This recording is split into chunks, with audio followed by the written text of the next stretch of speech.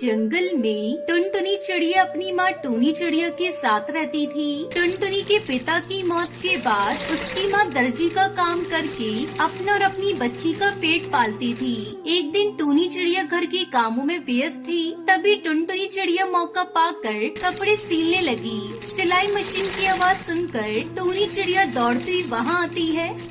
अरे ओ टुनटुनी बेटा, तू ये क्या कर रही है? मशीन की सुई लग जाएगी बेटा, बहुत दर्द होगा। चल सिलाई मशीन को छोड़ और घर के काम में मेरा हाथ बटा।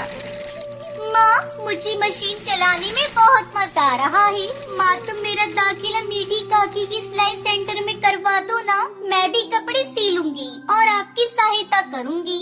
तेरी पढ़ाई करने की उम्र है, तू क्यों सिलाई के झंझट में पड़ती है? मैं हूँ ना, मैं सब कर लूंगी। बस तू पढ़ाई कर, मैं तुझे पढ़ा लिखा कर अफसर बनाऊंगी। तुझे तो पता है तेरे बाबा भी यही चाहते थे। माँ, प्यारी माँ, मैं पढ़ाई भी करूंगी और सिलाई भी सीखूंगी। आप करा दो ना दाखिला सिलाई सेंटर में।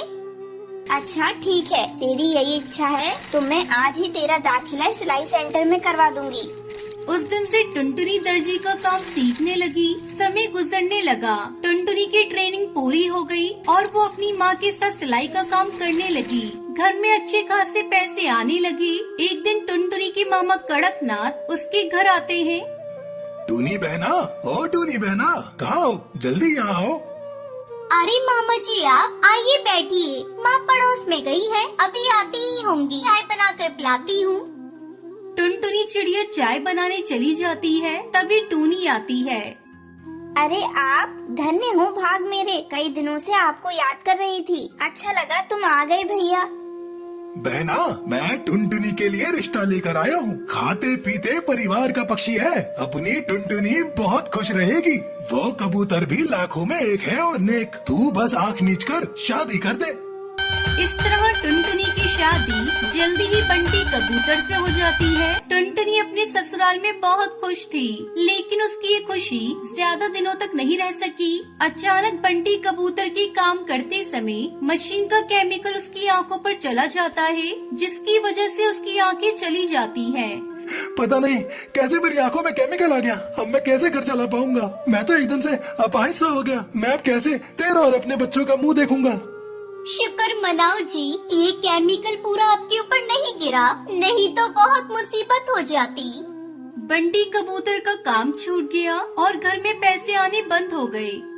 माँ जी, बंटी जी का काम छूट गया, अब घर का खर्च कैसे चलेगा? इनकी दवाइयाँ भी बहुत महंगी है। मैंने अपनी मायके में दर्जी का काम किया हुआ है। आप कहीं तो मैं आस पड़ोस के कपड़े सीकर पैसे कमाना चाहती हूँ। ये तो बहुत अच्छी बात है बहू, तुम्हारी सिलाई मशीन भी जंग खा रही है। ऐसा करती हूँ, मैं अभी हरी तोती के घर जाकर उसको बता देती हूँ, तब तक तू मशीन की सफाई कर ले। इतना कहकर बबली कबूतरी हरी काकी को बताने उसके घर चली जाती है। अरे हरी काकी, मेरी बहू ने कपड़े सिलने का काम शुरू कर दिया है। तू अपने कपड़े मेरी बहू से सिलवा लियो। ये भी कोई कहने वाली बात है बबली, मैं अपने सारे कपड़े टुनटुनी से ही सिलवाऊंगी। अगले दिन से टुनटुनी चिड़िया कपड़े सिलकर पैसे कमाने लगती है और घर का गुजारा करती है। टुनटुनी चिड़िया दिन रात सिलाई करती और सारे जंगल के पक्षी टुनटुनी से ही अपने कपड़े सिलवाते। टुनटुनी, तू बहुत सब कुछ संभाल लिया है, लेकिन तू रात को सिलाई मत किया कर, वरना तू बीमार हो जाएगी। बंटी जी, मुझे आपकी आंखों का भी ऑपरेशन कराना है। हम शहर जाकर आपकी आंखें ठीक करा लेंगे।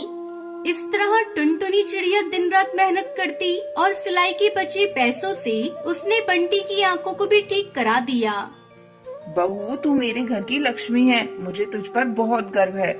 इस तरह टुनटुनी दर्जी का काम करके पूरे परिवार को संभाल लेती है और खुशी खुशी रहने लगती है।